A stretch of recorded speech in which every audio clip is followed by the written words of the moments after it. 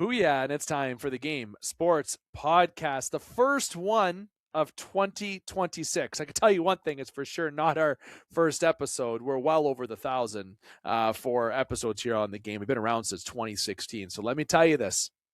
Yesterday, January 5th. Today we're recording, it's January 6th. January 5th was our 10th birthday for the Game Sports Podcast. So, a little round of applause right off the hop here. The Game Sports Podcast, 10 years old. Been going strong since 2016. And David McCaig with the Game Sports Podcast. On behalf of everyone, we appreciate everyone's involvement over the past decade and looking for a lot more memories to share with you. The game is powered by 91 Network and featured on Spaces, which is through Village Media and Sue Today. Again, Happy New Year. We're in 2026, and we got a great show to start off the year after a couple weeks vacation, well-earned and well-deserved vacation for everyone here on the game. Even though the holidays were very busy, very exhausting, especially as a new parent and because of working the entire time and all that fun stuff, and Team Canada causing a little bit of exhaustion as well, to be fully transparent. But that's for a later on topic here on the show. Right off the bat, I am joined by Brendan McCarthy for Top Shelf. Before I get into the rest of the agenda, I want to bring in Brendan and say hi. Brendan, happy belated holidays, my friend. Happy New Year. Ready to get started for another episode here of the game and ready to kick off 2026. How are you doing? I'm great, buddy. Happy New Year. I'm still going to say it. My cutoff is Jan 10th, but today at work, people were like, it's Jan 6th. You can't say Happy New Year. I'm like, it's single digits in the new year, and I haven't seen you. So it's not like it's Jan 24th, and I'm like, hey, Happy New Year. Like, people get really, I don't know about you, what you've experienced, but people get pretty uptight about saying Happy New Year a couple days in. They do. And I haven't heard anything yet. I agree. If you haven't seen someone in your first week and you're back to work, you can say it. But it does get exhausting at work when you walk by, everyone, Happy New Year, Happy New Year, Happy New Year. I get that. Okay, so maybe we can keep that low. But for me and Brandon, look, we haven't seen each other since 2025, since last year. So dad joke. I got to do it. I had to do it. Maybe there'll be a sound effect added there. I'm not too sure. But the rest of the agenda, going to get to that before I forget. We got Top Shelf, like I said, right off the hop. We'll have Jordan Trudeau joining Brendan and I to do Chuck-a-Puck. Brendan's going to join a little bit of Chuck-a-Puck, and there's a reason why. Then Trudes and I will wrap it up. Then in the third segment, we will have In the Pocket. And in between that, as Trudeau signs off and we wait for Justin to come on, who will be coming on a little bit later in the show, I am going to talk about the Blue Jays. So you got Top Shelf, Chuck-a-Puck, you got me solo, and you got In the Pocket. It is loaded. Lots going on here, so let's get to it, okay? And yes, Alex Parr is sadly still not on the other side of the visuals or the microphone. We're still have a search party out for Alex Parr. But I won't get into that too much. That was a previous episode that we had the official announcements. So we miss you, Parzi. So Brendan, I know I'm really need to talk about the World Juniors. I'm not gonna lie, but I know we gotta wait. I know we got an agenda to follow. I know I just need another thing. I got one quote I want to share, and I believe he works with you at TSM. I got a quote to share with you. And did I lose it? I may have lost it, but okay, nope, I found it. Carlo Koliakovo. While I'm on a roll, he said, these are things I offer advice for making decisions on where your kids should play. 1, convenience. 2, coaching. 3, development. Be a great player on a good team. Be a good player on a great team. I bring that quote up, and there's a reason why. And Brendan, if I forget, you got to make sure I talk about it when we talk on the World Juniors, because I'm talking about Canadian development and hockey in general. Great quote from Carlo Koliakovo there. I'm taking his thunder by saying that on this podcast. But Brendan, we're sticking to the NHL first. And you know what? The Christmas break was going on. Things were announced. The Canadian Olympic team was announced. United States, you got Sweden, you got Finland, you got the teams all going up. Czechia actually announced their team as well, as per NHL.com. They unveiled their Winter Olympics. So if you look on TikTok, everybody, where the game is located, we're on TikTok, Instagram, Facebook, there was a roster prediction that I did, and it wasn't 100%. There was somebody that I left off on that list, and it was Nick Suzuki. And I also left another big name on there that I didn't think would make it over some players, and it was Tom Wilson. Those were 2 players that I did not pick to join the Canadian Olympic team, but they did. Brendan, Connor Bedard doesn't make it. Macklin Celebrini does. Sam Bennett, Conn Smythe winner, doesn't make it. Anthony Cirelli does. There's reason why I'm mentioning some names. Celebrini deserves to be there. I'm not saying that he shouldn't. He 100% should be there. But there were some people that had questions why Bedard and Bennett were not there. So I want to give it to you. Why do you not think Connor Bedard and Sam Bennett were not included on that Olympic roster for Canada? Well, it's interesting because Doug Armstrong said we're not going to get, I'm paraphrasing, but we're not going to get lost in recency bias here. Doesn't matter how well a player is doing this year in terms of putting up points. We base it off of their resume and what they brought to this country in past tournaments on the international stage, right? Or what they've done on a big stage like the Stanley Cup final. For instance, Sam Bennett. I think he absolutely should have been there. He just won the Conn Smythe. He had a gazillion goals in the playoffs. He was a stud in the Four Nations. He's the type of guy you want. Plays heavy. He can score. He can knock anyone on their ass. Bedard and him, I'm not even going to I don't think Bedard should have been in from the get-go, even before the injury. So I'm not going to say why both of them shouldn't have been in. Bedard shouldn't have been in. His time will come. His time will come for sure. It's not this year. And Celebrini is going to go. If they're going to take one kid, I said it all along, it's going to be Celebrini. Sam Bennett got absolutely snubbed. The roster that was constructed recently, I was pretty cool with. I had a lot of those guys on my personal roster as well. Scheifele, yeah, you could tell he was a little bit pissed. I think he scored a hat trick against the Leafs on New Year's Day, right? And I think he had a hat trick in the first 2 periods or something like that. But anyway, he scored a couple of goals. He was playing with a little bit more snarl. And it had a big goal against the Avalanche the other night where he just willed his way to the net. So you can tell they're playing with a little bit more of a chip. Scheifele wasn't on the Four Nations too, right? And I think he's an excellent leader and a piece to a Canadian team. And also his time's running out in the league. So maybe that was his last big chance, right? I'm sure he sees a guy like Brad Marchand going at age 37. He's like, I could bolster the bottom six. But the biggest one that stands out for me, Dave, is not Bedard, not Scheifele, but Sam Bennett. I think he absolutely should have been there. Tom Wilson is a nice fit. I think he adds a lot of physicality and toughness to the bottom six. He plays heavy, and everyone else. I think it overall it's a great group going, and we obviously knew the mainstays that were going. I think the defense is actually pretty good. Another guy who I think was playing with a little bit more snarl and a chip on his shoulder was Matthew Schaefer. Scored 2 unbelievable goals against the Leafs, including the overtime winner. Once again, Morgan Riley taking a minus on the stat sheet. Oh my God, that kid is unbelievable. I probably would have taken, Harley or even Theodore out to let that guy go through or just bring him.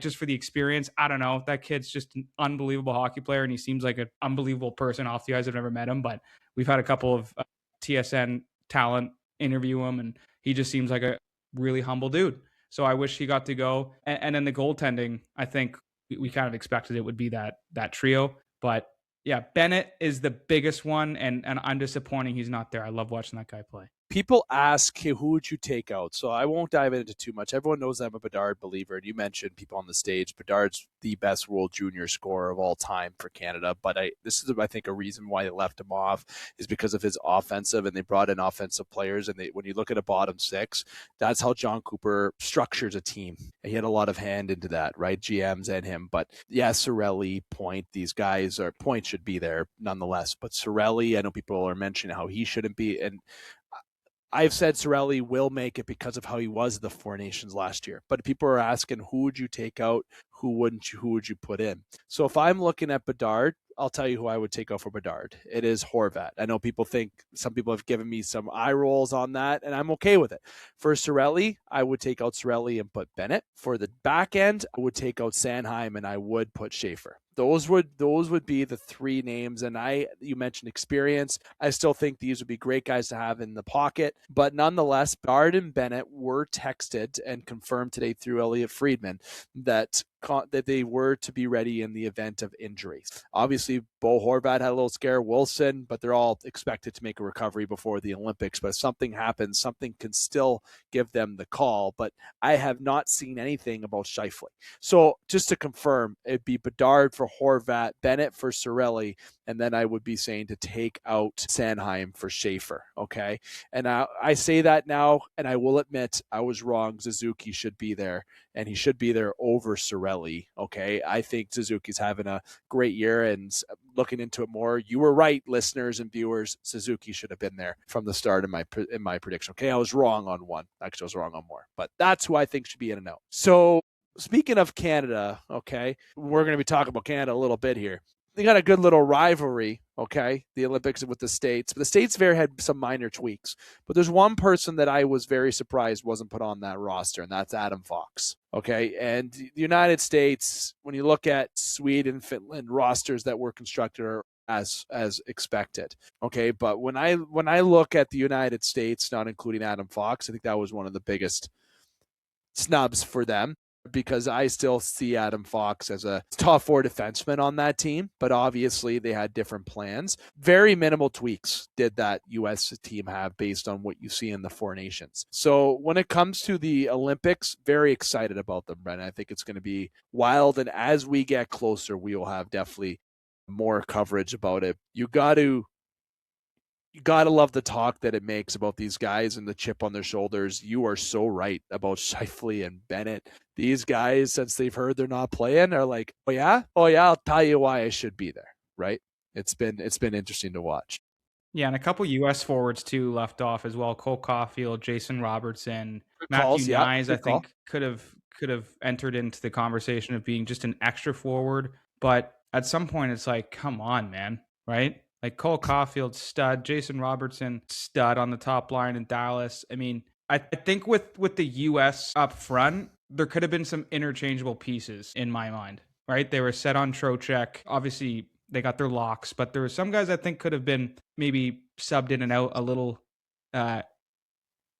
maybe easier than how Canada's roster is constructed. I think there's a lot of offensive firepower on the States. Obviously, you have the Bullies and the Kachucks. They're probably going to play with Eichel, but I think they would have benefited from at least one of Robertson and Caulfield, no? Right?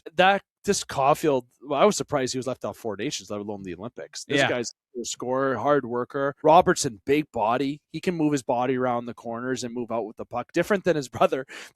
They're different sizes, different everything. It's cool. It definitely, those are good calls on people that were off. But you can look at a secondary team that Canada can make, and even the United States. Pretty good.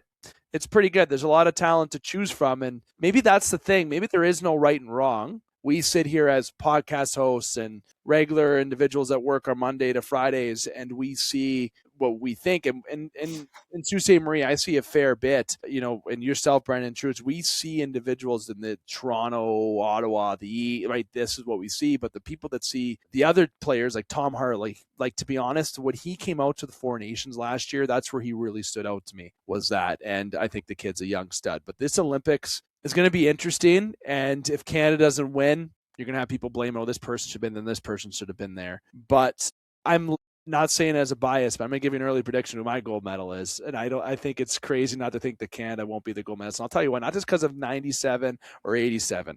Number 29, Nathan McKinnon is on a different level this year, Brennan. Okay, and I'm going to bring this up before we segue intrudes. Since we last talked, the Colorado Avalanche have not lost too many games. 31, 3-7. That is NHL 26 franchise mode numbers. This team is absolutely gross. And Nathan McKinnon, and I want to get your reaction on this, Brennan, was banging his stick on the glass while his team was winning a game. And this is a team that's 31-3. You got to love the dog in McKinnon. That is, I remember my wife was mentioning, why is he mad? He's winning. Exactly. That is someone who cares about his job and has so much heart and soul. I loved every second of that. I'm not sure if you saw that or heard about that, but if this is the first time you've heard about it, you got to give me your thought on someone banging their stick, getting mad on a game that they're winning 3 or 4-1 and a team that's 31-3-7. I just love the passion from 29. You nailed it. He's probably the player I'm most looking forward to watching Yes. at the Olympics, and that's with 97 and 87. Obviously, I'm pumped to watch those two guys, but McKinnon is a dog. I did see that clip. It actually reminded me of when I think it was early days of McKinnon on the Avalanche. It might have been like 2018 or 17. It's before they won the Cup in 2022, and he was just going at Bednar on the bench, and they were just ripping into each other. Bednar was pissed at him. I don't know really the context, or I mean, God forbid he made a mistake. He's human, or maybe he didn't agree what Bednar was saying. He was trying to do this. They had a big disagreement. The camera caught it, and for about 15, 20 seconds, he just lost it. And then he fell off the bench. Do you remember that? I don't know if we can get someone to put up the B-roll, but he slipped off the bench as he was giving it back to his coach. And it just shows like the fire and the passion and the intensity McKinnon brings. That was before they won. And then in 2021, when they got, I think, bounced by Vegas, he had that iconic soundbite of just like, I've been here 9 years, we've done jack squat, basically. Yeah. And I think if you're a Leaf fan or a Canadian hockey fan and your team hasn't won recently, and you're seeing players bring it like that every night, I think some people might, especially here in Toronto, point towards a certain guy named Austin Matthews and say, where's that? Where's the energy from the Winnipeg and New York Islanders game? Where's that energy every night? Because McKinnon brings it every flipping night. Yeah, it's too bad we can't take some of these guys that are playing in U.S. hockey markets and bring them to where they were groomed in Canada to say and point that out. It's too bad. Too bad, so sad. But Colorado is an absolute wagon this year. It's unbelievable. And obviously the Atlantic Division is still, the word that I'll continue to use is perfect. Drunk. You said that, Brendan. This league this year, it's not. I don't know. I don't know what team we're gonna watch each night. If you're a Leaf fan, Senators fan, Penguins fan, I don't know. Whatever team you're watching, the East doesn't really matter. It does, because you don't know what's gonna happen that night. It's great. Flip a coin. That's who's winning the game. Unless you're in the Central Division, you know who's winning the games. You know Dallas is likely winning. You know Colorado is 100% winning. They have like a over 80% win rate, obviously, this year. Don't have an exact number, so I don't want to get chirped about math. And when you look at the Pacific Division, again, a lot of 43 points the Sharks have. They're 3 points out of leading the division. Like, this year is unbelievable. And maybe that's a good thing. It's great to see. And the last thing, and I'll mention something I'm looking forward to, January 23rd, I will be in Toronto at Scotiabank watching Mitch Marner's return to. We should try and meet up that night. I'm going to be in Toronto for my brother's birthday. Yeah. We should try and get a pint, my friend. Yes, and give you all the reaction about that game. I can't wait. We'll talk about that closer. Post-game pint. Post-game pint, and we'll record maybe. It'll be more fun. The Hot Zone, the Game Sports Podcast, live on location at Scotiabank Arena. Oh, that's great. Love it. All right, I know we didn't dive into too much NHL news. We talked about Olympics and just Nathan McKinnon, but that's deserving. I wanted to save a little bit of time. Don't worry, Trudes. We're going to give the time that we're deserving for Chuck a Puck. So let's bring you on in, my friend. It's your first episode of 2026, and this is okay. We talked about at the beginning. Happy New Year, my friend. You're allowed to say that still, especially if you haven't seen someone. So I wanted to say Happy New Year to you, and hopefully your holidays were great. And how you doing, my friend? I'm good, Dave. How about you? How's your New Year? Oh, man, it goes by too quick. First one with the little one. It's the first Christmas with my son. It was great. It was great. So, Trudes, what I didn't tell you this about plans, okay? Brendan's going to be staying on, because we are going to be talking about the World Juniors to start. I've been waiting to talk about the World Juniors for this show. And I'm interested because you got the precise, the expert opinion on the major junior side, okay? Brennan and I are definitely, we passionate individuals, and I'm definitely very much go down a scenic route when I talk a lot, so we can all try to keep each other in the lane. But I wanted to talk about the World Juniors to start here as we talk Chuck a Puck, and then we're going to be talking OHL because it was a busy day in the OHL and there's things happening. So the time limit's usually 20 minutes on this, but you know what? We're going to throw that out the window, okay? But we're going to try to manage it because there's so much to talk about here. I want to talk about the World Juniors, and this is how I'll start it. Sweden wins the gold. Czechia silver, Canada gets bronze, Finland gets fourth. They get a ribbon. But Canada plays for the bronze medal in a tournament that Zane Parekh was absolutely dominant in. If I'm a Calgary fan, I'm going, Whew, okay, right? Like, okay, there we go. Give me some of that in Calgary. Give me some of that flame. You know what I'm saying? That heat, that's a little pun intended for you. There's a little Zane Parekh action. Michael Misa did not look like a second overall pick. I know he had but I'm still wasn't wowed by Michael Misa in that tournament. I'm not going to lie to you. Brady Martin, guy played with a lot of heart in that tournament, and that's not a hound bias. I think he played with a lot of heart. Gavin McKenna, it's a lot of defensive side of the puck that I'm not a fan of with Gavin McKenna. If you really want to point out, I was really watching Gavin McKenna a lot. And Porter Martone, just to know around how he was undisciplined, how he acted since game one. There's so much to point out there with problems with Canada. And we got some problems here, folks. We haven't won gold in a few years. We just got our bronze medal, which is, I guess, better than nothing, right? But in Canada, we have higher expectations, and maybe we've just been spoiled for the last 10 years. But I want to go to you first, Brendan. Your reaction about the World Juniors and Team Canada, because I've already given a little bit. Before I get too into a topic, I'll save it for the end. But giving it to you, my friend, about the World Juniors. I think the biggest thing, guys, is the last couple years, I feel like Team Canada, and I know they're young, they're teens, and I get the sense that there's just a little bit of arrogant swagger coming from that team, right? And for years, like, I was born in 95, right? So prime time, I got to see, the 03s, the 05s, the Eberle years, and it was passion and intensity and play to the buzzer. And obviously social media has a big impact on players. It just does. And I know there's pressure in the last couple years. It hasn't gone so hot for Canada, but I just, ever since you just mentioned him, Porter Martone, when he did that butt tap after beating Czechia, I was like, I don't know, man. Like, Czechia's had your number the past couple years, and this is a round robin game, and then little poetic justice for the Czechs. They come back and hit you on the ass on the way out. So it's unfortunate. You can just tell. I remember my dad texted me. He's like, "Oh, we can still play for bronze though," and I was like you said, Dave, is like, "Yeah, you want a ribbon? Sure." Like, them posing for the photo with the bronze medals is as if they just like were given just like a little like Timbits soccer trophy or something.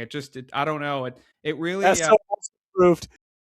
Most improved, yeah. It just didn't really sit with me. And Frank Corrado was talking about it on the TSN broadcast. I mean, the last couple of years they've had that standout moment, the Mason McTavish goal line save leading to the winner against Finland, the Connor Bedard goal against Slovakia, and then the ultimate gold medal winning goal in overtime for Dylan Guenther.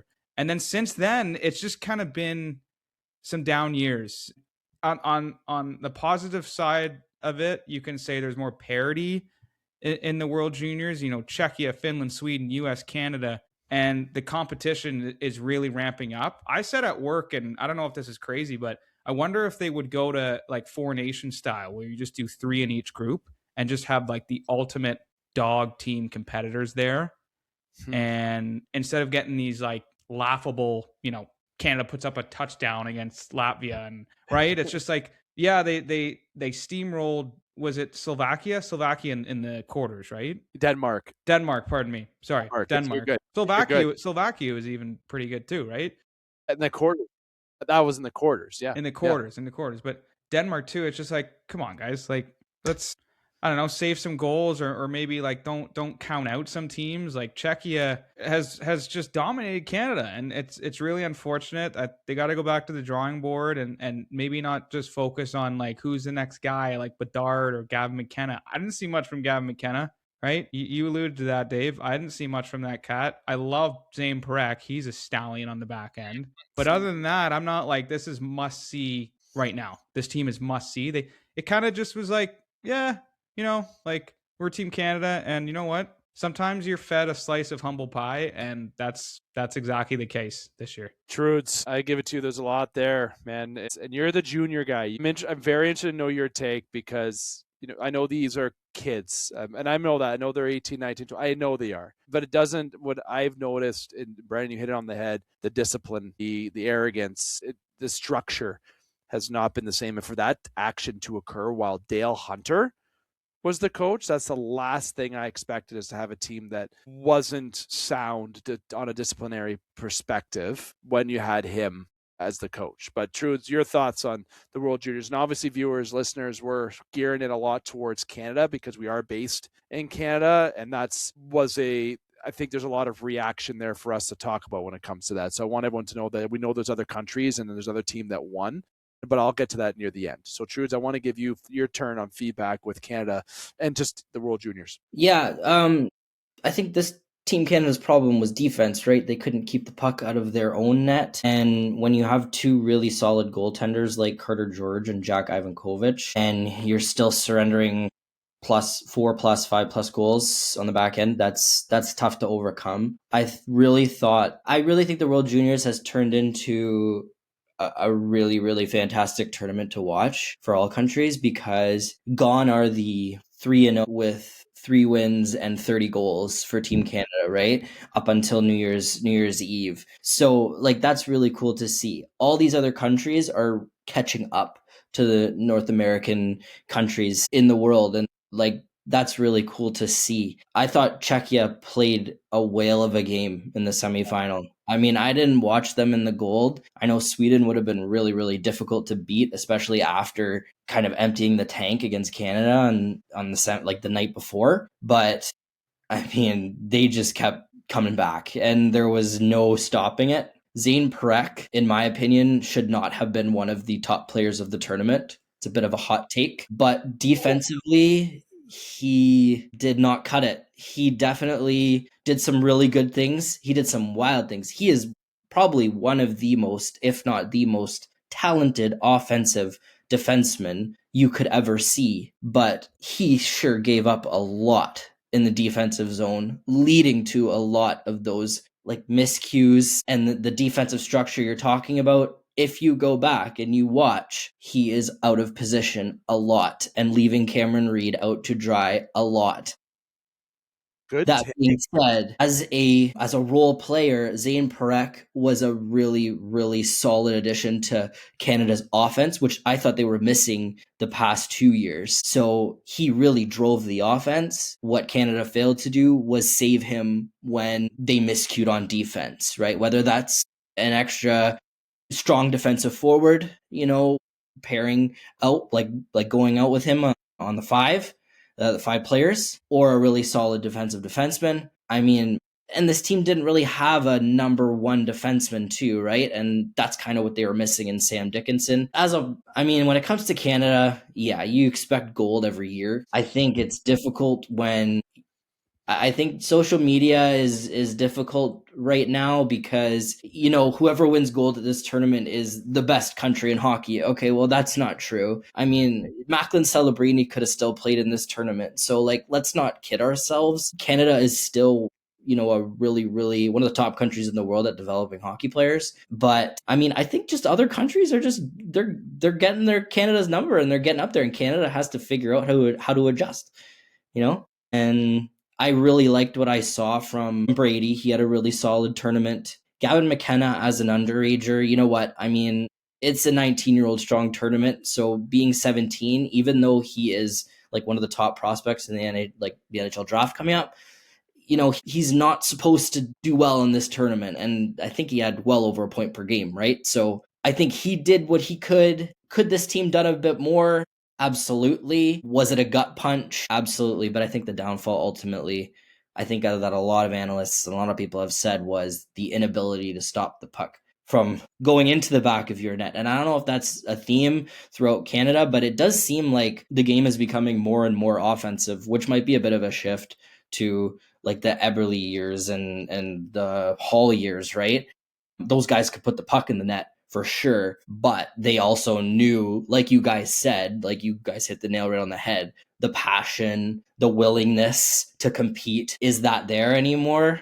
I don't know if we're seeing it anymore, right? So, but I think a mixture of all those things, and yeah, Canada's has to work to be the top dog now. Yeah, good takes to both of you. Yep. Brendan, if you want, I'll go to you. I'll just say a quick point that Brendan, I'll go to you before we let you go for any final takes. What I'll say is Czechia beating Canada, the better team won that game. That's the one thing that I'll mention. Sweden winning the gold. I thought Czechia would take away with it, which hurts the title that I was going to put on this podcast today. I was going to take Brendan's thunder, what I was going to use as a title. I think he knows what I was going to use as the title. I'll say it, checkmate. That's what I was going to put as our title, but I can't do that now. So not doing that. But I was surprised, but the way you put it, True, it's about Czech emptying the tank. That team that was against Sweden, that wasn't the team I feel that we watched against Canada. I think Czech had a little bit was just not the same there. I feel Sweden, though, well deserving, very, very good team too. So those were the top 3 teams the tournament predicted was Sweden, Czechia, and Canada and the States. Those were the 4, right? Those were the 4, and the U.S. didn't even get a medal. Okay, so the host team didn't get a medal, and I know there's some grins on this side, friendly competition with our relatives across the border there. But the one thing that I'll say is the Czechia better team won that game. Canada's development, I know there's been a lot of questions about Canada's development. You hit the nail on the head, True. It's about Celebrini, Bedard. Let's go to McDavid. Look at even Landon Dupont. These kids that are coming up the ranks, there is still Maddox Schultz, whom I believe is Canadian as well. There's people coming up. Hockey Canada development. Is there room for opportunity? Yes, there is. And I'm not going to get into this topic too much because I know it's a hot topic as people talking corruption in minor hockey, politics. I'm not going to go there, but Hockey Canada and development, yeah, there needs to be an evaluation there and how we want to approach. And the one thing I want to see just back in Hockey Canada is not really changing the approach because I think we're still there for developing top tier talent. It's one thing that Brendan mentioned is that difference in swagger when it comes to that discipline and to that tenacity, that intensity overall to play. The Porter Martone butt touch, that would never happen if Patrice Bergeron was the captain of your team. Okay, those type of guys are the leaders. And Nathan McKinnon, Brandon, what do you think Nathan McKinnon would have done if Porter Martone did that on his team? Okay, like that doesn't fly. Would have grabbed him by the neck guard and said, "You're sitting on the bench. I'm not even a coach, but you're gonna be planted right here for the next 20 minutes." 100%, right? And honestly, that's where the other point is I think there just needs to be an internal evaluation on, making hockey more affordable, sure, but looking at the development from a more that intensity perspective, bringing back the roots is what Canada was what we were established on. Brendan, final thoughts about the World Juniors. I know we didn't dive into the U.S. or Czechia or Denmark or the other teams, Sweden, and obviously winning the gold. But if you had any final thoughts you want to add about other teams or anything about Canada before we let you go? Yeah, it's tough for Canadian fans too because goal of the tournament from that defenseman Juracek. He did the Marek Malik style goal, but in overtime. Wasn't that the dude from Czechia? Did you see that one, Trudeau? Against Finland? Against Finland. Yeah. Was that in the preliminary round? Yes. Yeah. I mean, unbelievable goal, man. To do that and to have the balls to do that and pull it off in overtime. Imagine like being alone in front and like completely butchering that move. Like the coach would just tear a strip off you. But he converted, and man, one of the best goals I've seen at the World Juniors for sure. And he's a defenseman too. Like that's the crazy thing. Like and if you watch the replay, that was kind of the only play he had because the goalie poked and he just reacted and it paid. Yeah, it's this tournament. It gets better and better every year. And thank you for saying that, Trudes. That it is parity. The tournament, despite how Canada finished, we're talking about that. The tournament overall, the excitement was high octane. I still give that tournament an 8 out of 10 on how exciting it was for hockey all around. Sorry, Brennan. And one final thing with Canada, boys. Was it Michael Hage? 3 breakaway opportunities to convert, and you go 0 for 3. Unacceptable. I know he was bumped a bit going. I thought that actually was just a penalty. I think they actually would have benefited from a penalty on a penalty shot. Never heard of a reshot in my life. And then he gets the reshot on the first penalty shot. That was a blatant trip. And then it's like, okay, you're going to go for the same move. Anyway, but brutal. You got to convert 3 chances. Come on. That's the difference. Like squandered. That's one of the differences in the game. Exactly. Yeah. And I'm sure you guys, and this is kind of an off-topic piece, but I was looking at my screen because I had an alert that apparently Kyle Tucker signed with the Blue Jays, but it's not. It's not from a no. It's not from our. It's not a bot. It's a good page, but it's not TSN, even Sportsnet. Just keeping an eye on that while we're talking here. If there's going to be a little bit of breaking news, but I don't trust animation. I don't know if it's okay. Like if that's might happen. Okay, if it happens while we're talking, we'll keep it to. But I'm going to keep my excitement down because we're still talking Chuckle Pup. I wanted to say it with the 3 of you here, Brendan, my friends. I'll let you go. Thank you for taking the extra time to talk to Trudes and I about the World Juniors, my friend, and we'll talk next week. Thanks, guys. Cheers. Take care. Roots. Now, yeah, keeping an eye on that a little bit. The heavy sports, Yahoo had something. Like, I'm just kind of, I don't know. It's not TSN, it's not sports. One I just looked at. Yeah. So there's that one. Like, that's, yeah. So we'll keep an eye on that while we're going here, while we're recording.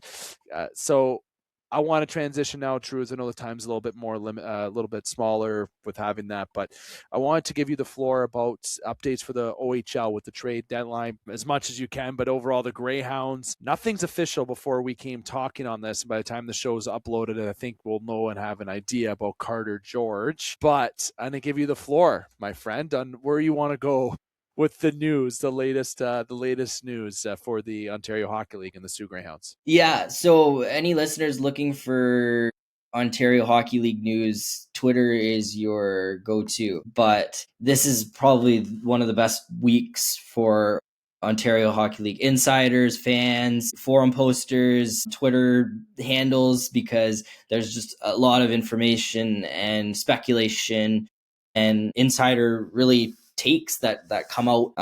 So yeah, like you're saying, you've seen the heavily likely rumor that Carter George is on his way to the Greyhounds. I honestly, if there's one more move that the Greyhounds make, that's probably the one. They're going after the best goalie on the market to try and get this nucleus, this core, a championship, which I think that's basically where their needs fit right now. Really cool post was on Twitter. It was Greg Cowan, and it was posted in the Sioux Greyhounds fan club group by one of the admins, Peter Florio. He runs that group. It's outstanding. But it was I think he requested it, but I'm not sure. It was shots against per game. Greg Cowan posted this on Twitter. The Greyhounds sit in 37 games played. They sit second ranked in the whole OHL with only giving up 26.32 shots per game. And they currently sit, I think it's fifth in the Western Conference now. So they're not even, with their 4-game skid, fifth in the Western Conference. So they don't even have home advantage right now in the playoffs. So it's an interesting stat that would not prove, but probably guide one to say that perhaps, bringing in Carter George is right now your best fix for that, to maybe improve the losses stat on the standings, because you are not going to score 4 goals per night. Right now, that is the magic number for the Greyhounds. When they score 4 goals, or at least 4 goals, they win. When they do not score 4 goals, if they score less, they lose. And that just, as an offense, that's not sustainable, right? You can't bank on scoring 4 goals every single night, especially in the playoffs, right, Dave? Like, that. And I think everyone kind of knows that. So those are just stats. But, I mean, hey, if Carter George is on his way to Sault Ste. Marie, I mean, they could be as good as anybody. A lot of teams loading up now, though. You can see Windsor has, they got Alex Ferran, Nathan Villeneuve from Sudbury. Brantford is still making moves. Inner is looking to make a big move after getting Gabriel Schrott. Flint got Kevin He. There's a lot of good teams in the Western Conference, and Jacob Battaglia. Yeah, he went to Flint. Yeah, he went to Flint. He went to Flint Firebirds. Alex loaded went up to Frankston. Yeah, they did. And then you mentioned Bulldogs got the Storm captain, Stars prospect Charlie Paquette. There's another one going over too that I had a big high end. Jason Williams from the 67s going over to the Steelheads, right? There was a lot of moves, and you said with Flint loading up, that with Jacob Battaglia was a great move and an underrated move that I think might go under with this deadline as one of those moves that helped type of player that's going to help get those big goals for you in a game, and who's a hardworking forward with some good speed too. And you have obviously the Steelhead, like you talked about, obviously the Ice Dogs getting Chermnak from the Rangers. I'm a fan of defensemen, as people know, especially defensemen that are a bit bigger per se, but nonetheless, this has been a pretty watched about deadline, because there were, despite having some parity in the league to a little bit of degree, the top teams are the top teams. Okay, and we knew Carter George was going somewhere, and we're still waiting for the final piece of information, but it seems like Carter George will be going to these Sault Ste. Marie Greyhounds, and it seems it's going to be for approximately 7 or 8 draft picks. And hopefully this isn't shades of Jack Campbell at all. I don't think Carter George wants to be in the same, maybe the same as Jack Campbell by any means, but there was a lot that happened in this deadline that could be discussed, but a lot of moves. And I think you mentioned that was going to be my point. Flint, some good moves over there in Flint. Flint and Windsor are really strong. If Kitchener makes another move or two, they're going to be very strong. Sam O'Reilly and Jake Bully from the London Knights, they're still on the, as far as you could make the assumption that they're still on the market. So, somebody's going to land them. And if it's Kitchener, that's 3 huge competitors in the Western Conference that the Hounds are going to have to beat. And it's been rough sailing these past couple of weeks ever since they came back from the break, right? 4 straight that the Greyhounds dropped. And, I don't think we can make the excuse that, they didn't have Chase Reed and Brady Martin. But the fact of the matter is, if you can't win without 2 players, how are you going to win a championship, right? So this team's going to look a lot different come January 10th, or January 10th, well, not a lot different, but this team's going to look different January 10th. And we'll see. Justin Cloutier is also confirmed to be returning, which is a very, very, very positive acquisition because, like I said before, and like we've said, he's free. He's an overager. He's going to lead. He looked like he battled some health troubles there. So hopefully he's getting healthy and getting better. And hopefully, he has a strong second half of his season and his return to the Greyhounds. But I think forward wise, the additions that they've brought in and forward, I really like this forward group. And if Carter George is the rumored acquisition from the Sault Ste. Marie Greyhounds, it's a good one. It's a really, really good one. And it's a bonus if you don't have to give up Ryan Kaczynski or Noah Laus to get him too, because you get to keep both of your first rounders from last year. We'll see where that goes. I don't know. Like I said, it's just speculation. It's from a pretty trusted source on Twitter.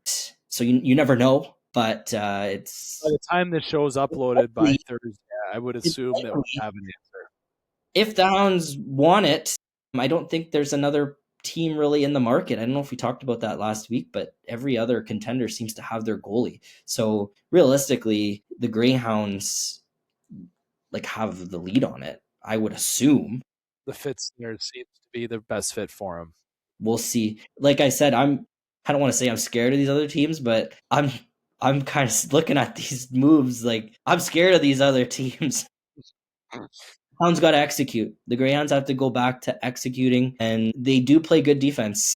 That stat proves it, right? So they got to go back to executing and just get back to their game. They were playing some really good hockey there before the break, so they had a really good streak going. Just get back to playing strong hockey. So the big thing that I think when I look at the Greyhounds is Brady Martin, right? Chase Reed, big Chase Reed guy, as you know, but this Justin Cloutier comeback, you watch this. That's the type of move, okay, that I talk about Jacob Battaglia being a big game kind of guy, that guy who can slither in there and just make, not silently, he's a good hockey, he's drafted in the NHL for a reason, Battaglia, but that's the type of move that could have a similar impact to what I was referencing at that point. And the key word being free, after you're going to be selling a lot to bring in Carter George. And like I said, the date of this recording is this transaction's not yet been confirmed via any of the sources on media. It's just that it seems like it's happening. It's just a matter of finalizing. But when this is uploaded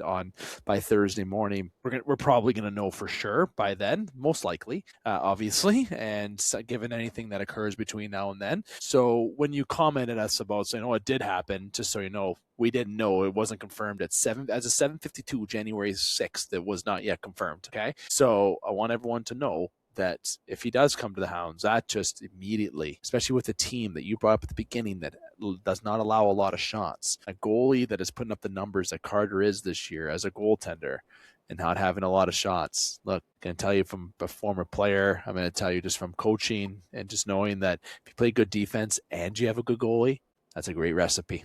That's a great recipe to have. Okay, now with Cloutier coming in, and maybe there's still something else in the wings that there could be coming up. But Brady Martin, the health, and there was a lot of scare about him if it was going to be a long-term injury, but it's been confirmed that it isn't long-term, thankfully. Okay, that was a big breath of an exhale from Sioux Greyhounds fans. So it's definitely going to be interesting coming down. But you said the key word is a lot of teams to be afraid of when it comes to the West. But I think it makes for a very, I'm going to say the word, it's going to make a very sexy playoff for the Ontario Hockey League this year. And I am all in. I'm all into it and very excited to be at the GFL cheering on the Hounds because it's going to be one hell of a playoff when it does happen. So, Trudes, any final thoughts for updates to the OHL or Hounds, anything before we sign you off from Chuckapuck? Well, I mean, yeah, a lot of teams are going to look different come Thursday. Thursday is the deadline. Thursday is the overager trade deadline, and then Friday is the general trade deadline for all players. So you're going to see a lot of teams look different. Ottawa taking the top of the East there. Hey, with their young team, and they're bringing in an OA there, Nick Sema, who has Memorial Cup experience from the Saginaw Spirit. They might be a little dangerous there out of the East. I know Barrie made a move as well. Still not looking quite as strong as the West, though. I think Windsor, Flint, Kitchener, those are some prominent teams to watch down the stretch. And hopefully our Sioux Greyhounds here, they can find their identity again and get going again. I think, yeah, Brady Martin, that injury dodge was huge. I was kind of really sad first with Canada losing, and then second, Brady Martin gets hurt. It's like, and then he doesn't come back, and then you're like, oh no, Then he comes out in a sling. Did he hurt himself at this dumb tournament? And then it's like, thank goodness Kyle Raptis came on today with the good news. He heard. Oh yeah, he ran to the meet. So that's good. They looking to have Chase Reed back this week as well, which will be a huge boost to their blue line. And let's get this team healthy and let's get them all together and let's get them some games together, see what they can do before March and before. Yeah, I'm ready. What does The Office Michael Scott say? I'm ready to get hurt again. I'm ready to get hurt again. Yes, love that show. Great. Hurt again if you're a Hounds fan, Leafs fan, well, it doesn't matter. It's in the house. Maybe not a Jays fan anymore. We'll see. And I'm going to talk about that momentarily. I'm going to dive into the Kyle Tucker, Bo Bichette stuff a little bit on the side and a little bit of baseball news and Blue Jays and before Justin Hykel comes on and while I wait for him to come on. So, Trudes, my friend, I'm going to let you go with a little extra time on Chuckapuck today. Well deserved. I've cut you off with short times the last couple episodes, so I think we made it up here. A lot going on this episode, obviously with the Olympic rosters being announced, NHL being noisy with a lot of things going on, obviously the World Junior Tournament fresh out, that being done, the OHL trade deadline being this Friday, and basically it feels like a trade deadline week. NFL playoffs get underway. There's that going on. The MLB offseason has been nothing but exciting because there's been more signings, it feels like, each week than there has been the last couple years. Okay, and it's just been a lot of stuff that we're going to touch on. So hopefully for these last 53 minutes, viewers and listeners, you've been loving it because there's still a bit more coming to your way. All right, so Trudes, my friend, thank you for taking the time, and we'll be back together next week, my friend. Sounds good. See you then.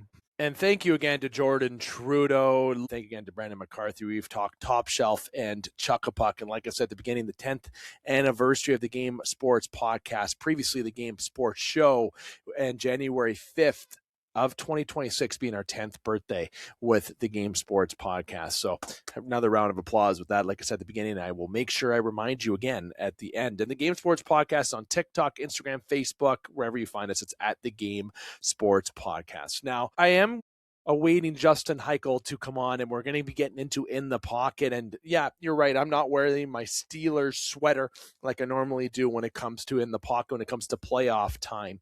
But the reason being is because the last 10 years when I wore Steeler merchandise, they haven't really done well in the playoffs. So I'm trying to change the fortunes as a Steeler fan because the Pittsburgh Steelers are going to need it in this playoff, it seems like. But we'll get to that when Justin joins. As I promised, I'm going to be getting into some discussion about the Toronto Blue Jays and the MLB. And I honestly love this offseason with the MLB. I have been a big fan of this offseason, and no, it's not because of what the Toronto Blue Jays have done. It's not what the Yankees haven't done. It's not any particular just certain moves. It's the amount of moves that what I'm seeing. And as we're recording here between January 6th and the upload being between the 7th and 8th, We upload on Thursday morning, so January the 8th will be the upload. There is a lot of rumors in the MLB still swirling with the offseason. The Cubs looking for pitching, okay? And someone close to baseball did tell me that there might be a trade that the Cubs are doing for the pitching market because they feel like they can't dive into free agency. So I don't know if that's going to be something that happens by the time this show is uploaded. When it comes to the Dodgers, you never know when they're going to do something. At the time of this recording, Bregman's still not signed. Bo Bichette is still not signed or re-signed, whatever way you want to look at it. Kyle Tucker still hasn't signed.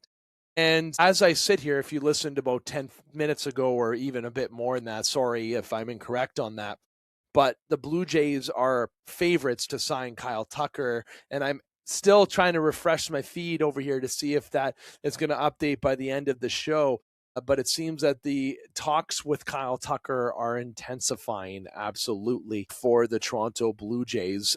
And when it comes in on Bo Bichette, there's been rumors about him re-signing in Toronto. There's been the Yankees have thrown their name in. The Chicago Cubs, speaking of the Cubs, have thrown their name in there, and it's going to be very interesting. But before I get to the overall Blue Jays and MLB reaction, I do have something that I want to break, as I've just got a notification on my phone that popped up on my computer. It seems that it'll be announced tomorrow, but that Carter George for sure is going to the Sault Ste. Marie Greyhounds. That is 100% happening. It's just pending a call and some finalization. Will be all draft picks going over to Owen Sound. So I would expect an announcement tomorrow on that. It seems like that is going to be the plan, and I'm sure that Jerry Linscomb with the Sault Ste. Marie Greyhounds will be sending an email to yours truly and to the media here in Sault Ste. Marie to clarify that deal, if not tonight, tomorrow. So by January 7th, I'm sure Carter George will be a Sioux Greyhound. So that is very exciting. Now, I want to get into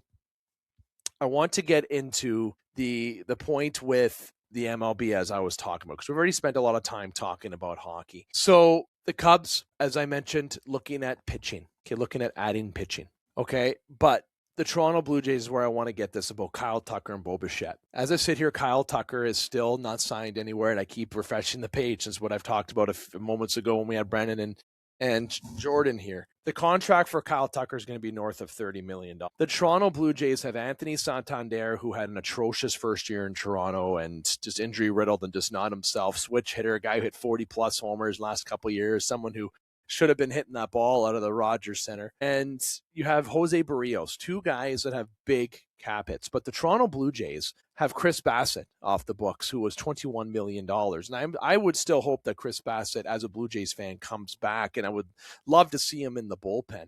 I think this is somebody who could be a closer. I know people may think that's nuts to say, but you know what? I think a setup man or a closer, Bassett's shown that he can be effective in that bullpen.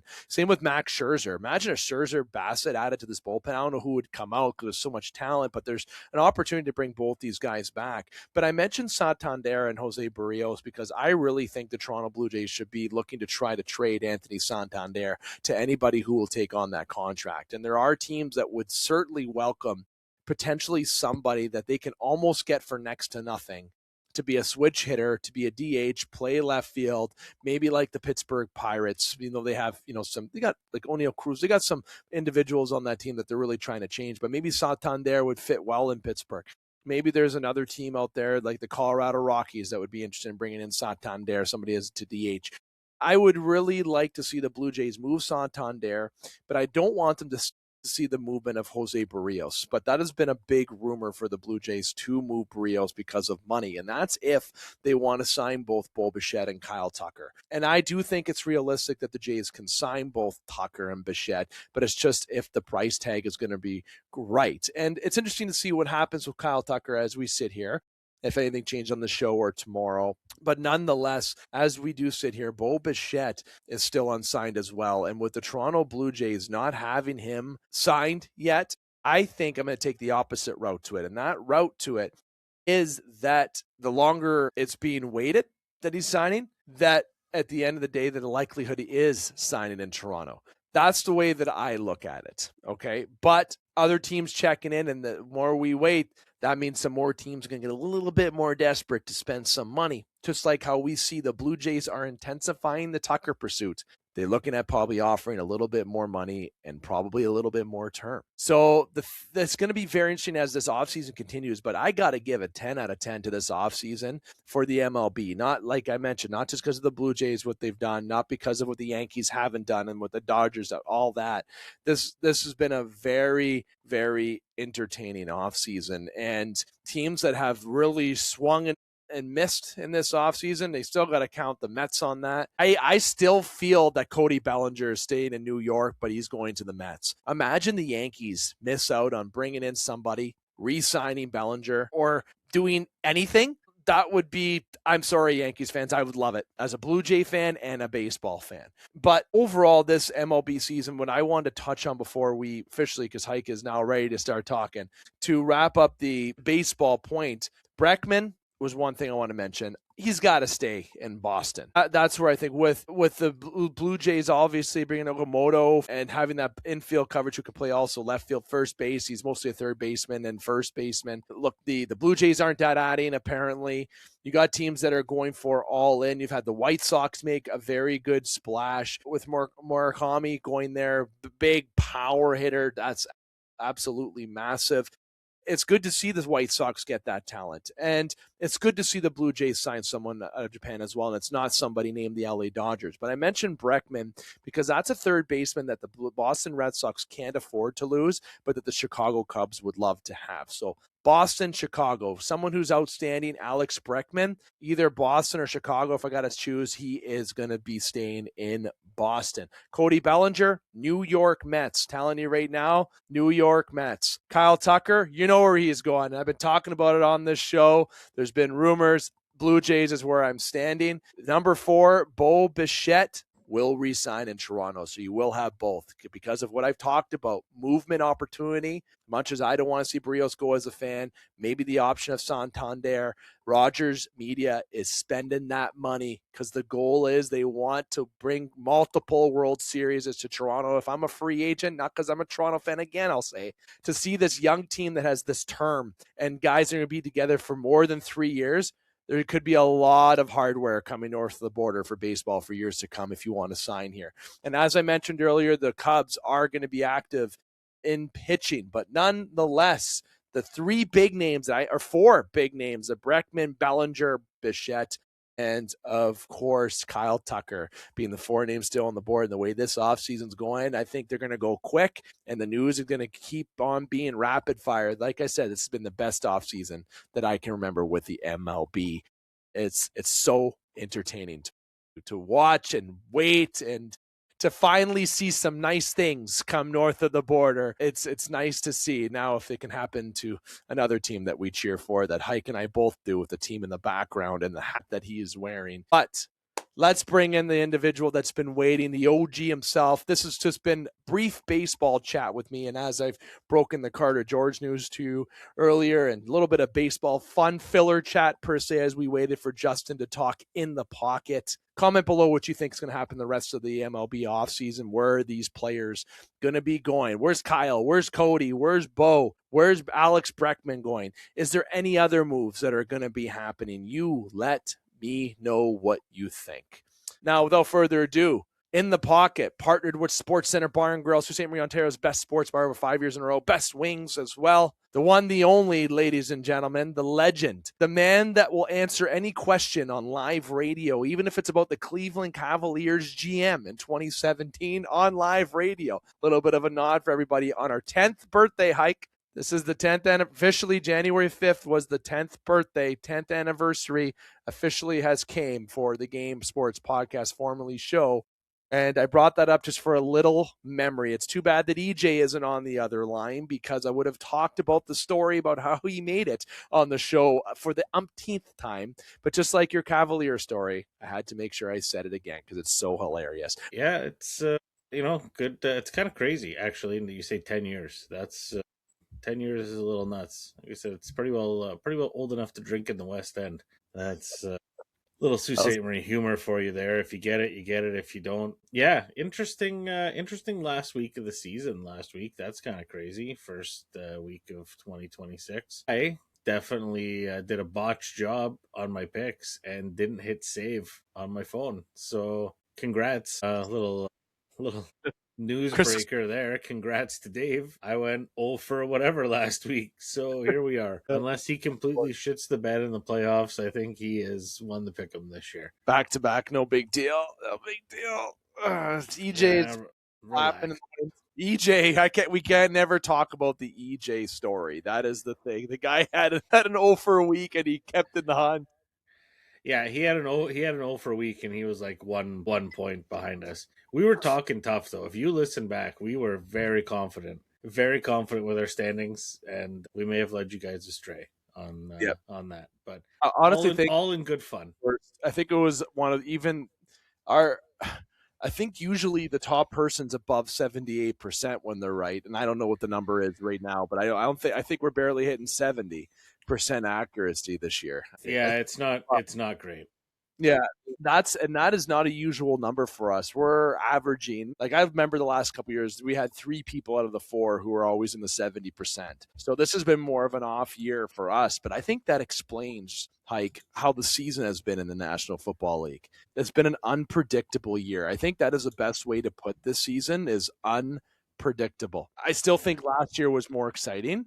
I will say that. I think last year was more story, more of that thrill. But you know what? This season had a lot of stories, a lot of unexpected teams come and rise above it all. The Broncos, the Patriots, just to name a couple. Phillip Rivers came back, right? It was a crazy couple weeks. Well, December was a little nuts for everybody. Was it the birthday weekend there? That was a little crazy. Daniel Jones' lower body just Lieutenant Danning itself, and then the Colts deciding to, you know what, Phillip Rivers is going to come back. What do you mean? I just turned 40 and I'm younger than him. What do you mean he's coming back? We may have kind of still sort of, if you weren't paying attention to how the team was playing, we're in a playoff hunt at that point. And that pretty well put the nails right in the coffin. And I switched back to this hat. And here we are. It matches your outfit today. You look great today. Yeah, I find the hat, it's a little tall. Like, you know what? It looks crisp, though. Crisp. It is. It's brand spanking new Christmas gift. That's a great gift. Was that from the little one and the wife, or was that from the fam? My old man, actually. Smart man. That's great to see. I love that. Might have been, maybe to your, I don't know. I've said it on this show. I'm a Swiftie, and not because of Travis. Okay. I know football people are going to be, why are you saying that? I've enjoyed Taylor Swift before this Travis Taylor entertainment, whatever you want to call it, or just publicity.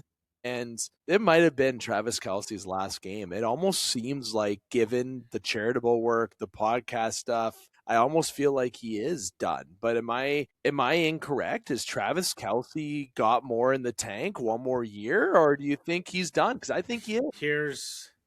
Here's my thought on this. He doesn't want to go out. Like that last game, if you watched it, was the third and the fourth I watched. It was not spectacular.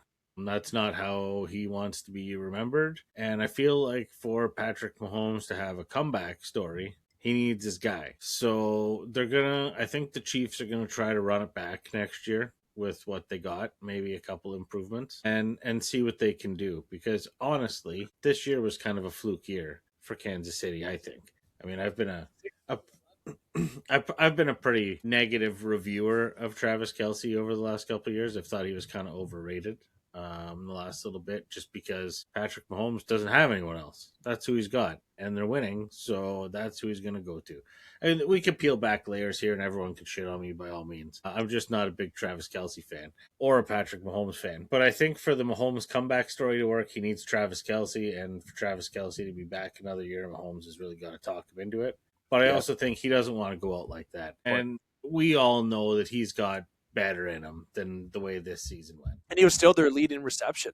Yeah, 100%. He didn't really have statistically a bad year. It wasn't, you lose your quarterback, man. The wheels kind of come off. And it actually brought a lot of disinterest in the Christmas games too, because there was a lot of quarterbacks that were out when the Christmas games that were on Netflix. And yeah, but that game was close for a while. Yeah, the Chiefs game, the Cowboys game was a disaster. It's the best game. Like, I hate the Cowboys. Like, they get a game on Christmas Day. They're the most dog shit team. I mean, I just, again, don't What like makes them. you hate the Cowboys? Is it Jones or is it the Cowboys? It's the similarities to another team that I love, and I don't like seeing other fan bases go through incompetency. But that it seems to run deep in certain franchises, and such is the Cowboys' life season after season. But they come out, they blow the doors off some team on Christmas Day. They get the fan base all fired up. Everybody's all, yeah, oh, you're not even in the playoffs. What the like? Come on, why is everybody excited? And I don't Great, we think won. Why didn't you win 2 weeks ago? Dak is not the guy, man. I'm sorry. But Simply put, Dak is the guy. here's this. Who's the leading passer in the NFL this year? Isn't it Dak? It's Dak. So how can you say he's not the guy when you have the leading passer on your team? I understand where you're coming from, but the argument, That's such a good point. Yeah. you got to think about this as you're making a decision as a manager trying to discourage someone from changing your decision. But I got the passing leader. What could be better? You could take the box. Could be anything in that box. Could even be the passing leader. Do you think what does he need? He has a receiver. He's got a weapon. He doesn't. The run game. Their defense sucked ass until probably mid-October, and then the defensive line got it going. I mean, obviously, your linebackers are going to see a bit of a hit on productivity when you lose Micah Parsons. It is what it is. But guys will step up, and they got a haul of draft picks. So I think with proper management, totally countering what I just previously said, you could draft and replace Micah Parsons and more with those picks that you got, and see where it goes. I mean, the Cowboys, I don't see why they wouldn't maybe change their defensive coordinator, but I don't see why they wouldn't run it back next year with what they got. I mean, CD's great. George Pickens was solid. Javonte turned out to be a pretty good running back. They got the best kicker in the league, passing leader. Offensive line could use some work. Yeah, like they're not in a bad spot. Like that division pretty well was the Cowboys to win this year. I mean, yeah, the Eagles are a juggernaut, but I think honestly the Cowboys have more firepower. Like eventually we were going to see wear and tear on the Eagles from this Super Bowl run after Super Bowl run after deep playoff run. Like your team, you just can't keep playing 6 more games a year than everyone else and come back healthy after a while. You just need a break. We saw it with the Chiefs this year. Mahomes' body just said, "See ya. We gotta fix this and come back." Yeah, like we got to take a little bit longer of an off season. You're right. I mean, even if you look at the playoff bracket, like what we're going into this weekend, there's a lot of weird teams and like stuff that if you would have told us 17, 18 weeks ago, this is what we're working with. Oh, such a crazy. Yeah, like there's certain ones that are in there. It's like that makes sense, but there's other ones where it's like Bills, Eagles. And you can't say no that you didn't think you'd see the Steelers there. They did some moves. They were built to try to make the playoffs this year. That was the run. I truly thought that the Ravens were gonna like they had times where they were an absolute juggernaut and they just couldn't keep it consistent. And I think that defense finally showed its age. The biggest disappointment this year is not even the Chiefs, it's the Lions. That is the biggest disappointment for me is the Detroit Lions, given what that team should have did last year and coming back with basically the right core to do it again and the right pieces, and they didn't even get it done. I think the Bears being as good as the Bears were this year would have gotten Dan Campbell's head a little bit. I'm open to being wrong, but that's just what like. His decision making just wasn't the Dan Campbell decision making that we were used to. No. Like he wasn't. You know what? It wasn't that. It was that enthusiasm, that confidence that he has, that swagger, swagger wasn't there. And I don't mean this in an offensive way at all. It's not what I'm like. Dan Campbell doesn't out coach other coaches. He's just got the biggest balls in the room. Like some people just like he's got to be a great poker player, an absolute awesome poker player because he could call anyone's bluff when he's feeling it. Like, and just this year, he was not. The offense wasn't clicking, and the confidence went gonzo. And like his job is safe. The city loves him. Yeah, and I wonder if they're going to still believe in Goff. I don't think I'd give up in Goff by any means. You have term there. You can't. I think you need to try to improve the defensive side and try to have a team that's ready to be fully durable in the full season and not have any injuries hurt them throughout the season, which was a little bit of a plague to them. But I still think they could have been a team. But that division was challenging to battle back from once you get behind in it. I mean, it was just, it was the whole NFC North was a wagon. I mean, even the Vikings before Carson Wentz got hurt were looking like they could do something.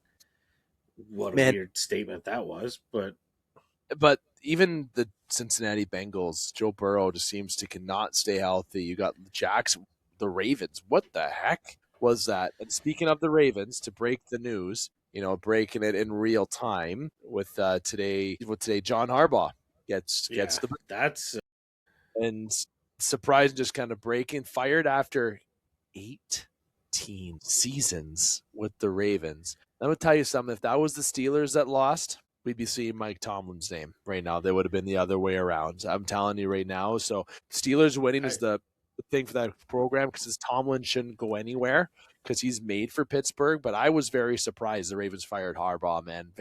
I know it wasn't the year they expected, and there's been some upset, but this has been a team that's been very good. And Harbaugh is still a top tier coach in the NFL for me. And if we're going to talk about the Raiders in a second, because it seems like Tom Brady and the Raiders have a relationship. But if I'm the Raiders, I might be like, a little bit hard to not look the other way at Harbaugh, right? But I don't want to get into predictions or anything like that. But Harbaugh getting fired was surprising to me, Hike. I didn't think they would do that. I still think Tomlin's probably getting gassed regardless, unless they win the Super Bowl. Honestly, I don't.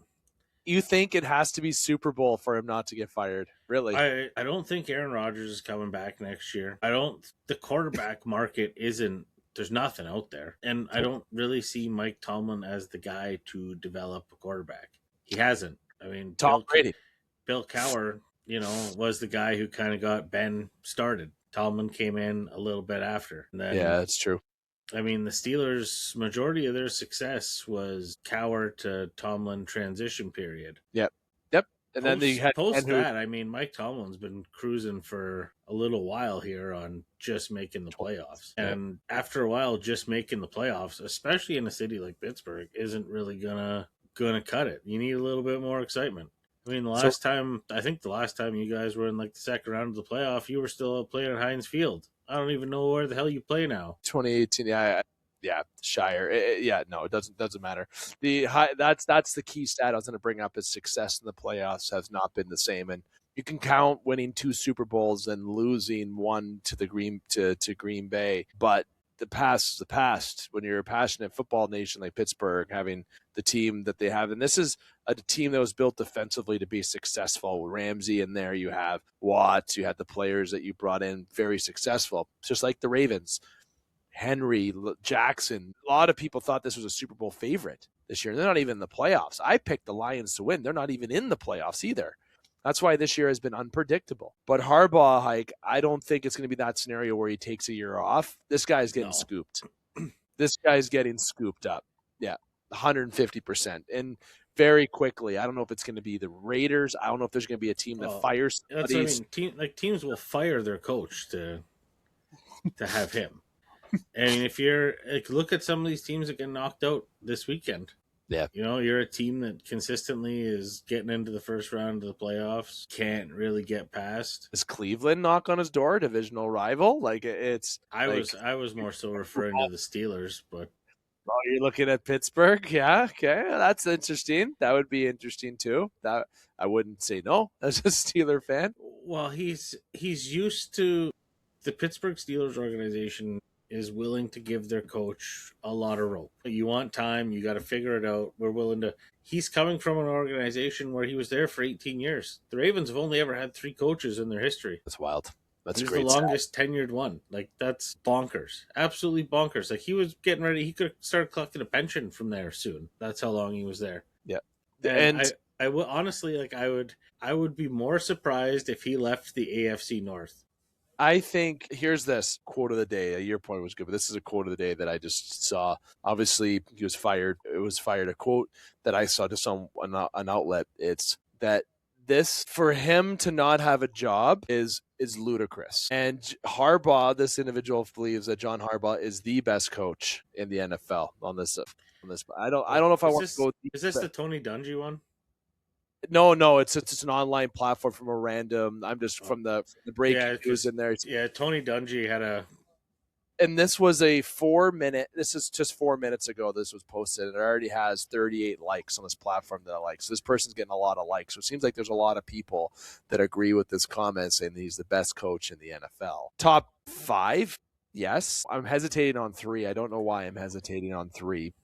I definitely a top coach in the NFL. It's hard to argue that he's the best in the but NFL. you know what? I think currently, I mean, Belichick's not in the NFL.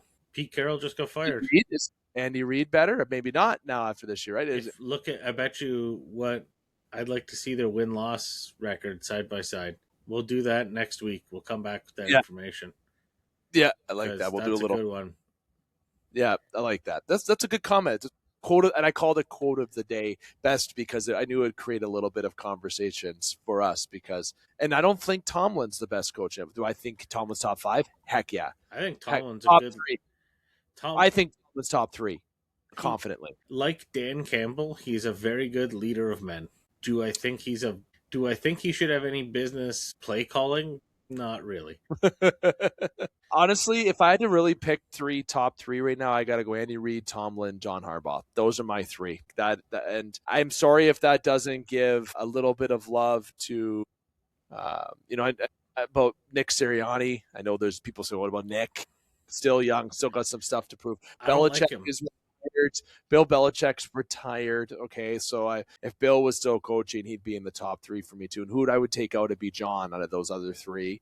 So there's a lot of stuff that we get into, and I like your point, Hike, about touching on some win losses and that, and maybe by next week Harbaugh might actually be coaching a different team. So it'll be interesting to see what that is and who that team is. All right, so I want to get into the playoffs, and we got a little bit of a slight preview. I know we're kind of short on time, but we can segue it with the pick'em at the same time here because I like that. List. I like it. Then what we'll do a light preview, and then to conclude the show, I'm going to do a little reaction about the NCAA, the Fiesta and Peach Bowl. We didn't get a chance to talk about the NCAA too much, but we're in the Final 4 remaining for college football.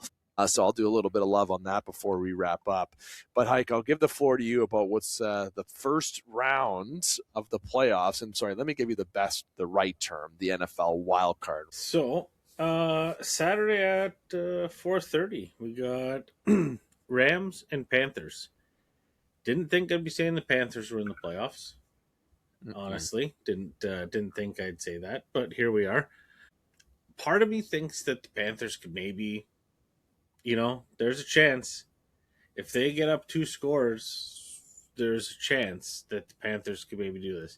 The other part of me says that the Rams are just going to stomp. And I think it's the latter that wins. I got the Rams in this one. I think 90% confident the Rams take it. But, a little bit tells me Carolina, Bryce Young look pretty good. He's just little.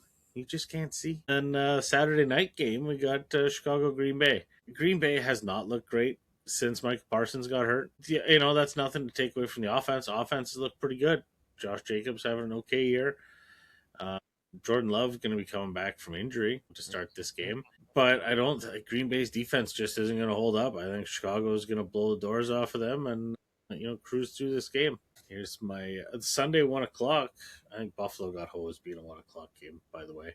Could have put them Saturday at 4:30 at least. 1 o'clock, put a snooze game on for that. That's the playoff, shouldn't be a snooze, but you know what I mean.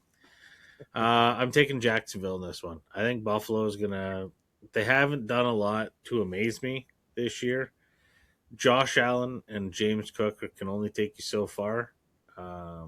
Jacksonville's defense is pretty good. Their wide receivers are all firing right now. Running game looks pretty good.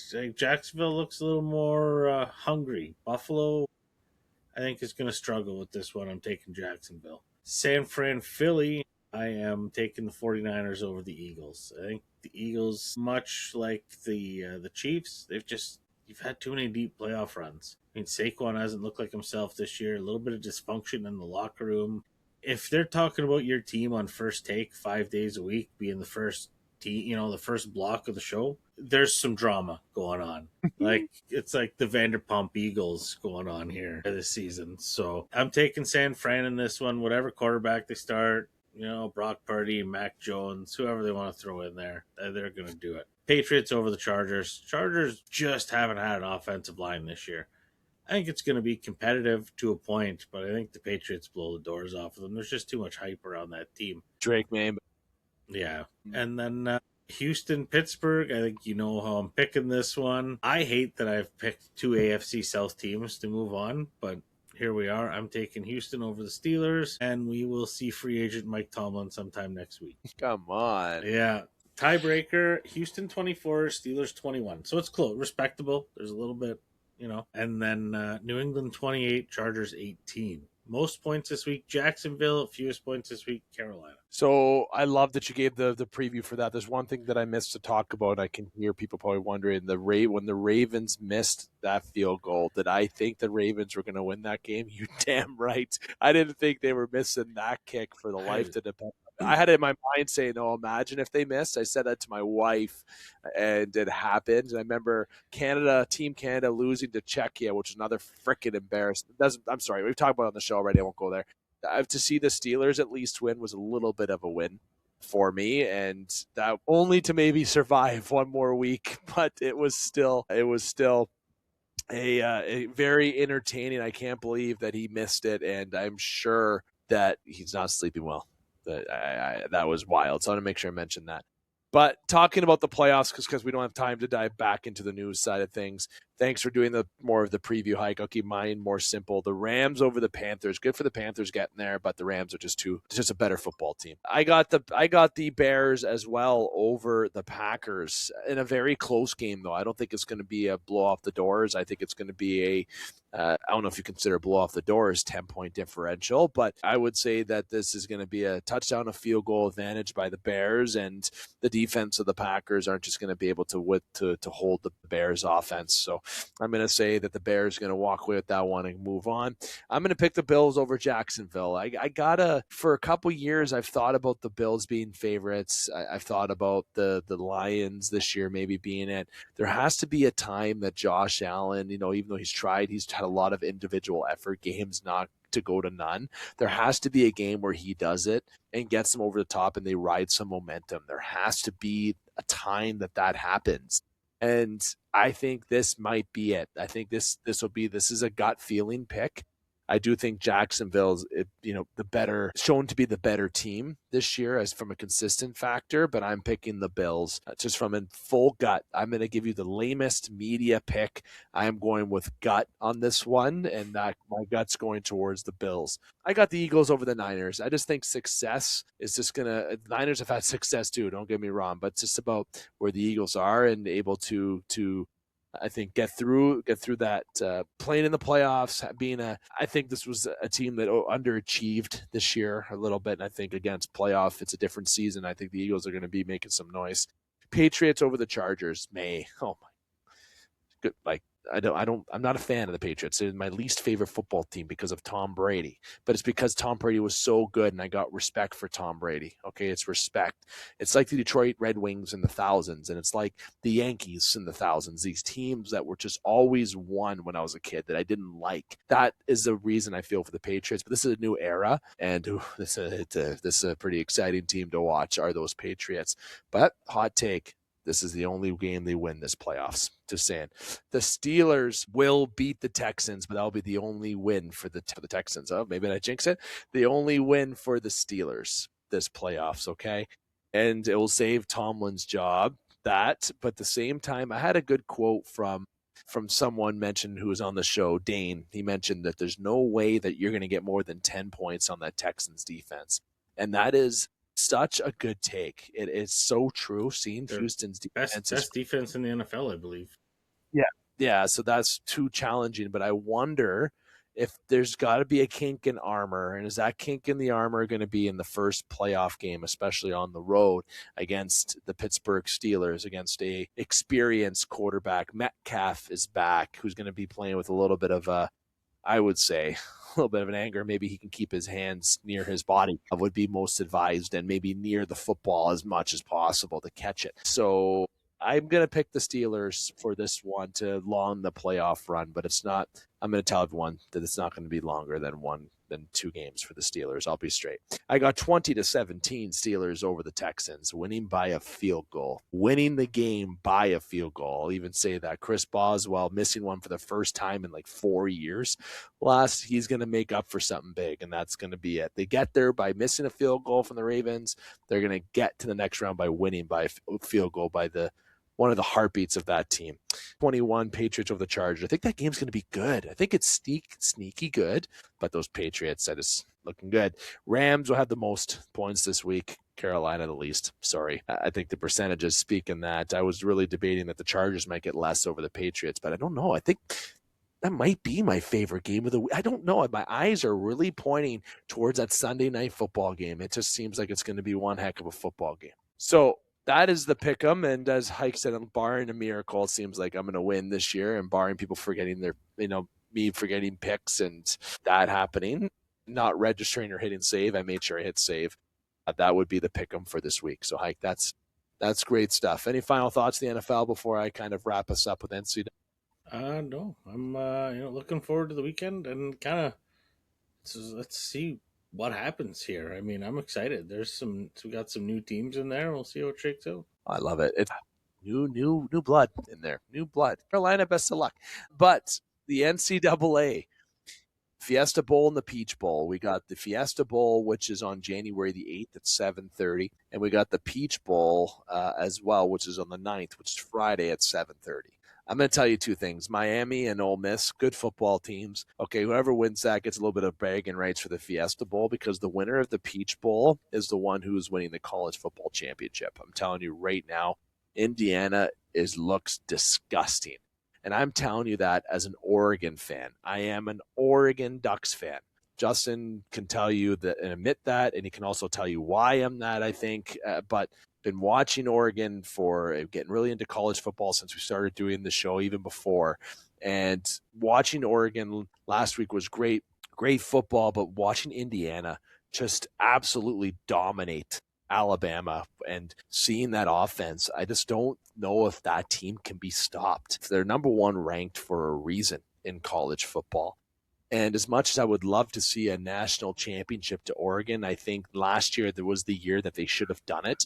I don't think Indiana loses that football game, Justin. I look at Indiana and when you see a team and you're like, yeah, that's a good team. That's Indiana. That's Indiana, and I do think that Ole Miss beats Miami in the Fiesta Bowl in a very good. That might be the best. As much as Oregon, I think that's going to be the game. Oh, despite that, I think Oregon, Indiana is going to be a tight game. Just excitement, higher scoring will be the Ole Miss Miami game. But I'll take Ole Miss in that. So you're going to have an Ole Miss and Indiana finals. And by the time we do another episode, there will be the college football championship. So we won't predict the winner, but my prediction was, of course, Oregon win it this year. I want to give my team a little bit of love, so I'll say that, but we won't predict the finals winner until we know who they are next week. But I think as you can pick up what I'm putting down, the team that I think should be the heavy favorite, Indiana, looking real. I'll use the word again for the second time this episode in total. Real sexy. Okay. That's how Indiana's looking on that football field. They look like, I don't want to say they look like Ohio State last year because Ohio went in there as a 5th seed and just woke up in the playoffs. They just woke up. But seeing a number 1 seed, seeing this, I almost want to say Michigan. Like when you see a team that was going to go through a Michigan one, you just knew Michigan was going to win that year. It was just that feeling. That's what I see with Indiana. But very excited for some football this weekend with college football, with the playoffs. It's great. It's great stuff, and it's great that they're all different times that you can enjoy it. I know that's on purpose, of course, but it's great that we get to enjoy football from Thursday all the way to Sunday from college football and the NFL. So comment below based on who you think is going to win the wild card round games for the NFL and who you think is going to win the Fiesta Bowl and the Peach Bowl for NCAA to lead into your finals. And if you want to, if you're feeling even extra bold, predict your finals winners for NCAA college football for the championship, which takes place Monday at 7:30, January the 19th. Hyke, my friend, the last thing that I'll mention, people wanted, so I'll wrap up in the pocket there, but someone asked, are you going to talk about, on your upcoming episode, which is this one, the rumors about Anthony Davis going to the Raptors? I thought of 2 things. I said, Should I do that with Hike? Number two, we're not going to talk about it this week because it's just rumors. When things really pick up, like this Kyle Tucker stuff, for example, with the Jays is real hot stuff. Like there's Miles Straw putting on his Instagram. There's official baseball network people talking about how much the Jays are in. That's hot now. That's hot. Okay, this rumor stuff here. I'll start a rumor right now for you. The Leafs are going to trade for Sidney Crosby. Okay. All right, there's a rumor for you. Want to talk about a rumor? That's what's going to happen. So, no, I'm not talking about Anthony Davis going to the Raptors, but I will say one thing. The Raptors being successful and starting to win basketball games again is great. And if the Blue Jays are doing what they're doing, if the Raptors can make some noise, if it's Giannis, if the Leafs can get back on track, maybe there can be some, if you're in the world of Toronto, take a deep breath and exhale, okay? All right. So, Justin, I want to say thank you, my friend, for taking a little bit of extra time today. The hour and 15 total was definitely not met. We were over that, but that's fine. We have fun doing that. I think we're just over an hour and a half. Jerry, you have some editing to do in the background, so that would be great for you to do. But nonetheless, Hike, my friend, I want to say thank you for taking the time to join and chat football. This deserved a little extra love. It was our first one since the holidays. So Yeah, no, good to be back, and look forward to next week. Let's see how it shakes out this weekend. Yeah, 100%. And we're going to be talking about NCAA again next week. I know we had On Fire last year. We had a little bit of mix up this year, and we'll everything there. Well, it's good. It's good stuff, and we'll be definitely enjoying a lot of football this week. And there's a lot of sports to love and news to keep an eye out for. So we will definitely do that, and you can keep it unlocked on all of our social media channels. That's at The Game Sports Podcast, TikTok, Instagram, Facebook, Spotify, YouTube on 91N. That's where we're powered by 91 now. We're Spaces through Sudan Village Media. Look, you just got to search us and you're there. Look, you can even look at ChatGPT. You can search The Game Sports Podcast. Guess what? It comes up. So we're there. So you can't see, you can't find us. If you want to find us, you will find us. But make sure you interact with us, and especially with all the recent clips that we have. We do appreciate the new follows and interactions here on The Game. It definitely makes us enjoy our work even more. So definitely keep it locked here on The Game Sports Podcast in our 10th season of existence. 10th birthday this week just passed for The Game. Happy birthday to The Game Sports Podcast, previously the show. And every time I say that, Justin, what I think about, WWF, when it had the hair and when it announced WWE and then it cut off the F at the barber to make it look like a WWE, that's almost what I feel like. When it says The Game Sports Show, now it's podcast, just looks cleaner. Just saying, that's kind of where my mind keeps going. If you know that reference, you know that reference. So until next week, we will have an episode next week. That'll be on January the 15th. That one will be uploaded. But I will announce to people we are planning to have our episodes uploaded on Wednesdays now. So we do record these Tuesday nights, but we will be uploading our shows Wednesday. So either next week or the week following, we will begin our new posting date on Wednesday. So make sure you have that locked in your calendars. Thank you to Brendan McCarthy. Thank you to Jordan Trudeau. Thank you again to Justin Hykel, all of our people that are partnering with in this show, as well as the three students in the background, Taryn, Danica, Jerry, in particular Jerry, with these edits. Have fun with tonight, my friend. And we will be back next week. And until next week, I want to remind you, keep your stick on the ice, swing your bats, catch your touchdowns, drain your threes, and shoot your shots. Booyah.